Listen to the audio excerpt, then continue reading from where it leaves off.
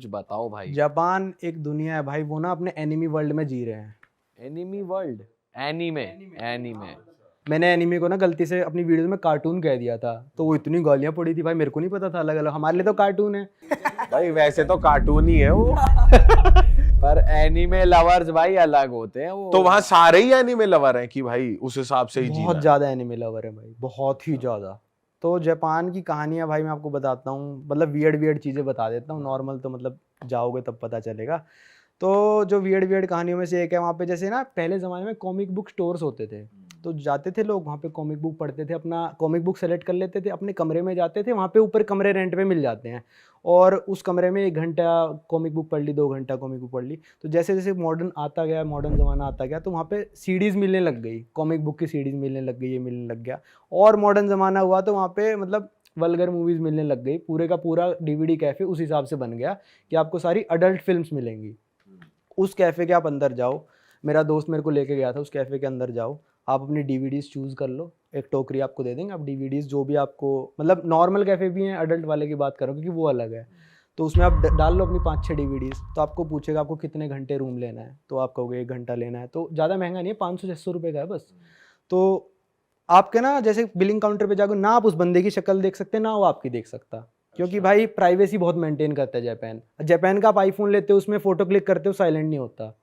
जैसे हम साइलेंट करके फोटो खींच लेते हैं ना आईफोन से, जापान में साइलेंट नहीं होएगा आईफोन कभी भी। अच्छा। फोटो की आवाज आएगी आएगी खचक करके जो ताकि कोई रैंडम किसी स्ट्रेंजर ही क्लिक ना कर क्योंकि ले। वो ऐसा था कि ना लोग क्या करते थे, चलती हुई मेट्रो में जापानीज लड़कियों की जो स्कर्ट होती है उसके नीचे फोन करके ऐसे फोटो खींच अरे लेते थे। तेरी। ये तो सब चल उसका रहा। हाँ, तो इसलिए उन्होंने कहा भाई आवाज़ आएगी ताकि पता चल जाए अगले बंदे की फोटो खींची है कहीं पे।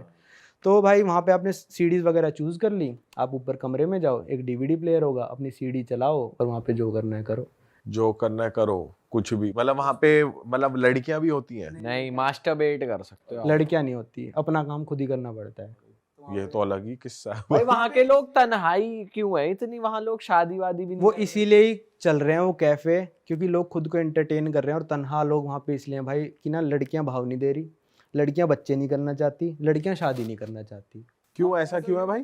पता नहीं यार, उनका कल्चर ऐसे बनता जा रहा है। अब धीरे धीरे भाई हर जगह ये हो रहा है। इंडिया में पहले 20 की शादी हो जाती थी, आज 25 में भी लड़का कहता है नहीं भाई अभी नहीं करनी, अभी 30 में कहेगा थोड़े दिन पर बाद। इतना भी नहीं है ना कि भाई की शादी यही नहीं हो रही, हो तो रही है फिर भी मतलब बात डिले हो रहा है ना, धीरे धीरे क्या पता हमारा भी देश जापान जैसा बन जाए। तो इसलिए वहाँ पे लोग ऐसे कर रहे हैं कि अपना एंटरटेनमेंट करने के लिए वो सब कैफेज में जाते हैं, क्योंकि वहाँ पे ना गर्लफ्रेंड भी रेंट पे मिलती है जापान में। अच्छा। आप एक गर्लफ्रेंड रेंट पे ले सकते हो, साइट्स हैं, बाकायदा साइट्स हैं, लड़की चूज करो, जो जो आपको सर्विसेज चाहिए उस हिसाब से करो।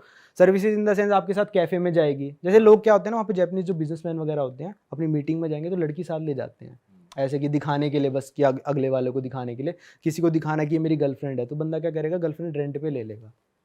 उस लड़की घुमाएगा एक दिन, जो मतलब जितना वो पे करेगा। और क्या दाम है भाई, कितने में लड़की ऐसे रेंट पे मिल जाती है गर्लफ्रेंड? यार वहाँ पे शायद 30 से 40 हज़ार येन से शुरू हो जाता है, मतलब 20-30 हज़ार इंडियन रुपीज से आपके साथ एक दिन के लिए रहेगी। वो डिपेंड करता है आप क्या उससे डिमांड करते हो, कि मेरे साथ ये करेगी, तू मेरे साथ रेस्टोरेंट में जाएगी, खाना खाएगी, रात तक रहेगी, दिन में रहेगी, कितने दिनों के लिए। तो वहां पे आप नॉर्मल किसी से ऐसे बात नहीं कर सकते? भाई मेरे को तो नहीं लगता आपको कोई भाव देगा वहाँ पे जापान में, बहुत ही मुश्किल है। आपको पहले तो लैंग्वेज आनी चाहिए उनकी, क्योंकि मेरा एक दोस्त 8 साल से रह रहा है, तो उसने बता दिया मेरे को कि यहाँ पे ना लोग, आप इंग्लिश में बात करोगे ना आपको अलग कर देंगे। क्लब्स में एंट्री नहीं है आपकी वहाँ पे। आप कहीं पे भी जाओगे ना, अगर आपको जापानीज़ नहीं आती तो मतलब थोड़ी वैसी निगाह से देखते हैं कि ये तो जापानीज़ नहीं है, मतलब वही समझते हैं कि आप एलियन हो एक तरह से। पर लोग बहुत प्यारे हैं, आपसे कोई बदतमीज़ी नहीं करेगा, पर वो मतलब वो अपने कल्चर को प्रिजर्व करने के लिए, ये जो जापानीज़ नहीं बोलता हम उसको क्लब में भी एंट्री नहीं देंगे। परमवीर और मेरे को साउथ कोरिया में एंट्री नहीं दी थी क्लब में। हम जब साउथ कोरिया टूरिज्म के साथ घूमने गए थे, हम क्लब में गए, हमने अपना पासपोर्ट दिखाया, कहता नहीं नहीं एंट्री नहीं है, जाओ। अरे साउथ कोरिया में वो भी लोग ऐसे ही हैं थोड़े, मतलब एशिया साइड के, जापान और कोरिया साइड के ऐसे लोग हैं कि आप मतलब थोड़े डिस्क्रिमिनेट करते हैं। और अगर वहाँ पे जापान में ही थोड़ी खाने की बात करें तो जैसे खाना तो उधर का अलग ही है, कीड़े मकोड़े पता नहीं क्या क्या खाते हैं वो, तो थोड़ा उसके बारे में बताओ कि। और आप तो वेजिटेरियन हो, आप नॉन नहीं, नॉन वेज वेजिटेरियन? खा लेता हूँ भाई, नहीं चल सकता काम बिना नॉन वेज खाए ट्रैवलिंग। वहां तो चल ही नहीं सकता जापान में स्पेशली, तो कैसा होता है थोड़ा बताओ। भाई वहाँ पे मार्केट लगती है पूरी सी फूड की, जिसमें ऑक्टोपस होता है, सबसे बड़ी मछली किसने पकड़ी उसको प्राइज मिलता है। मैंने छोटे वाला ऑक्टोपस खाया था, इतना सा भाई, ऐसा गिलगिला सा लगता है ना बिल्कुल, कि मतलब जैसे ऐसा लगता है, कई तो ऑक्टोपस गले में चिपक जाते हैं और कई सफोकेट होकर भी मर जाते हैं बंदे। शिट। क्या? हैं तो वो खाते, वो जिंदा होते हैं, वो चिपक कई लोग जिंदा, कई ऑक्टोपस जिंदा होते हैं, कई मरे हुए होते हैं। तो मैंने पहले चेक कर लिया था, साला मरा हुआ है ना। तो वो क्या पकाते नहीं है उसको सही से, या फिर क्या? नहीं यार, कई कच्चा भी खा लेते हैं, कईयों ऐसा की भी जो फैंटेसी होती है एक तरह से, मतलब कईयों को पसंद होता है जिंदा चीज खानी।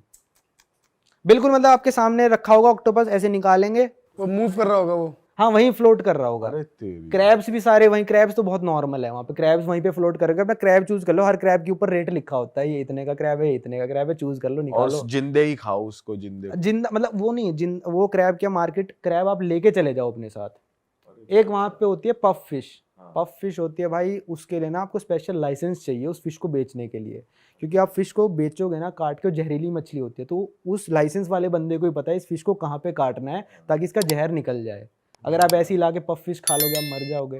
अच्छा। वो नहीं होती, मैंने सुना है शायद वो वाली होती है पफ फिश, उसको हाथ लगाओ तो फूल जाती है वो। तो उसको खाए क्यों रहे लोग वैसे ही? भाई सब खा रहे हैं वहाँ पे, कैसी फेटिश है लोगों की भाई, क्या जिंदा चीजें खा रहे बट हैं, मेरे से तो बिल्कुल जहरीली चीजें खा रहे हैं, ऐसे तो लोग काफी मरते होंगे फिर वहाँ पे तो। नहीं यार, उनको आदत हो गई। वहां पे वेजिटेरियन नाम का वैसे फूड है ही नहीं कुछ। नहीं, वेजिटेरियन मिल जाएगा, बहुत रेयर है भाई।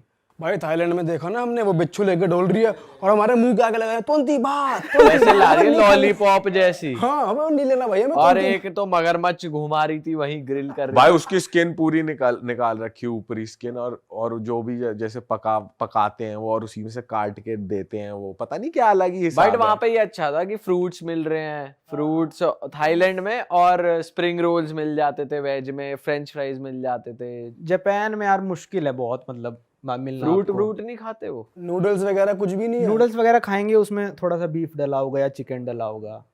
और मैंने सुना कैंडी के नाम पे बहुत बढ़िया बढ़िया चीजें मिलती हैं वहाँ पे, कैंडी के नाम पे मैं कि समझा। जैसे कैंडीज वगैरह, चॉकलेट्स वगैरह, और जो चिंगम्स वगैरह होती हैं, जो फास्ट फूड टाइप होता है, कि आप जो पैक्ड होता है बेसिकली, वो बढ़िया इसका नहीं होता है। पता मेरे को बिल्कुल भी। जापानीज लोग क्या करते हैं, ऑफिस से निकलेंगे, 7-Eleven में जाएंगे, वहाँ पे रेडी टू ईट फूड पड़ा होता है, उसको गर्म करेंगे, वहीं पे माइक्रोवेव होता है, खा के अपना ऑफिस में वापस। इतना मतलब वो करते हैं। फास्ट सीन है। आप कह रहे थे मशीन है वहां के लोग हैं। वहाँ के लोग Emotion- मशीन है, उनके पास इमोशन नहीं है, वो अपने काम पे जाएंगे, सो जाएंगे, अगले दिन फिर रेडी होके काम पे जाएंगे।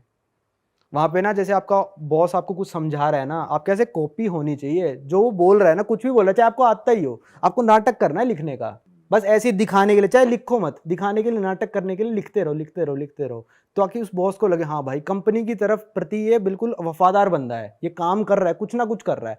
आपका वहाँ काम खत्म हो गया भाई, आपको 10 ईमेल के रिप्लाई देने, आपका वहाँ काम खत्म हो गया मान ले भाई तेरा, ठीक है, तो आपको वहाँ पे झाड़ू उठा के झाड़ू मारनी है ऑफिस में, कुछ ना कुछ आपको करते रहना है। ये तो फर्स्ट टाइम सुन रहा हूँ भाई मैं। हाँ, खाली नहीं बैठ सकते। खाली बैठने का मतलब पता है, वो आप बैठ सकते हो, खाली बैठो भाई आप, कोई दिक्कत नहीं है। खाली बैठने का मतलब है कि आप कंपनी की रिस्पेक्ट नहीं कर रहे, कंपनी के पैसे वेस्ट कर रहे हो। आप कुछ भी करो, झाड़ू मारो, दूसरे लोगों को जाके चाय पिला दो, दूसरे लोगों को जाके पानी पिला दो, पर कुछ भी करते रहो तो बॉस देखेगा ना यार ये बड़ा मेहनती बंदा है। हाँ। और बॉस जब तक नहीं गया ऑफिस से, बॉस 8 बजे तक बैठा है, आपका ऑफिस है 6 बजे तक, अगर आप 6 बजे उठ के चले गए तो आप बेवकूफ़ माने जाओगे अच्छा जी। कि आप बेवकूफ़ हो। 6 बजे काम, 7 बजे चले गए चलो ठीक है, पर बॉस से पहले आप जा रहे हो तो बेवकूफ़ हो। अगर आपका ऑफिस 9 बजे स्टार्ट होता है ना, तो 8:30 अगर आप ऑफिस नहीं आए ना, तो मतलब आप कंपनी के प्रति वो लॉयल नहीं हो। और ऐसा सीन भी है, जैसे ये तो हो गया चलो बॉस को रिस्पेक्ट दे रहे हैं, जब वो जाएंगे तभी निकलेंगे। हाँ, ये भी है कि ओवर टाइम काम चलता है, देते हैं, जैसे इंडिया में होता है। ओवर टाइम नहीं देंगे आपको, नहीं देंगे। और वहां पे मैंने सुना है कि एम्प्लॉयज की सहूलियत के लिए बेड वेड बना रखे हैं, जाके सो जाओ। हाँ, जापान में एक है कि अगर आपको आप सो रहे हो ना, तो आपको कोई डिस्टर्ब नहीं करेगा। हालांकि बॉस आपको उस नज़रों से देखेगा कि भाई ये काम नहीं कर रहा, पर सोना इज लीगल इन जापान, कि आप सो सकते हो कहाँ, क्योंकि बंदा उसको उसके हिसाब से कि आप थक गए हो तो आप रेस्ट कर रहे हो, पर आपको बॉस देखो गंदी नज़र से देखेगा, फिर आप टॉक्सिक रिलेशनशिप है एक तरीके से। बॉस की चाटो, वहाँ पे कुछ ज़्यादा ही चाटनी वाटनी। चाटम चटाई है। वहाँ पे लोग बहुत अमीर हैं, ऐसा है क्या? जापान में अच्छी खासी सैलरी है भाई, वहाँ के लोग वेल डू हैं, काफ़ी अच्छी। आमतौर पे एक इंजीनियर कितने कमाता होगा आपके हिसाब से? यार एक इंजीनियर जापान में 3-3.5 लाख महीने के तो कमाता होगा। मेरा एक दोस्त गेम डेवलपर, भाई ये साल की लगती है यहाँ पे इंडिया में तो कुछ कुछ लोगों की। तो वहाँ पे काम भी उसी हिसाब से बहुत रगड़ के करवाते हैं। जापान में भाई इतना है कि आपके पास टाइम नहीं है ना, आप छाता घर पे भूल आए, छोड़ो छाता तो बहुत बड़ी चीज़ होगी, टाई भूल आए आप, टाई भी वेंडिंग मशीन में से निकलती है भाई वहाँ पे। अच्छा, जाओ वेंडिंग मशीन में टाई और होगी। क्या क्या निकलता है वेंडिंग मशीन? भाई और सबसे वियर्ड चीज़ जो मैंने आज तक देखी है कि भाई वहाँ पे लड़कियों के अंडरगारमेंट्स निकलते हैं वेंडिंग मशीन में से, यूज्ड लोग लेते हैं, वही तनहा लोग, क्या बात कर रहे हो? अंडरगारमेंट्स लेके पता नहीं क्या फीलिंग लेते हैं, वो वेंडिंग मशीन में से निकलते हैं। अडल्ट वेंडिंग मशीन्स होती हैं, वो 18+ होना चाहिए, आपको कार्ड दिखाना पड़ेगा वो लेने के लिए। और लोगों के नंबर निकलते, फ़ोन नंबर। लड़की का ऊपर चेहरा होगा, लड़कों का होगा चेहरा, और उसमें फ़ोन नंबर उस बॉल के अंदर होगा। एक बॉल निकलेगी, उसके अंदर फ़ोन नंबर होगा, आप उसमें फ़ोन कर सकते हो। अगर उसका मन हुआ बात करेगा, नहीं हुआ नहीं करेगा। तो ये भी एक वेंडिंग मशीन है। अरे वाह, आपने ये वीडियो यहाँ तक देख ली भाई, तुमने हमारी मेहनत सफल कर दिया। तुम ही लोग हो असली रियल हिट।